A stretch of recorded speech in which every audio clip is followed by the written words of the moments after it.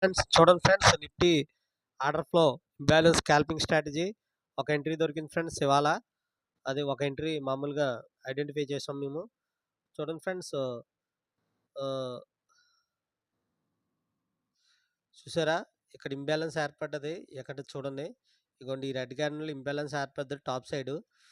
ఈ టాప్ సైడ్కి వచ్చిన తర్వాత ఇగోండి ఇక్కడ ఎంట్రీ తీసుకున్నాం. ఇక్కడ ఎంట్రీ తీసుకున్న తర్వాత ఇదిగో ఈ స్టాప్ లాస్ టార్గెట్ 4 మినిట్స్లో వచ్చేసింది.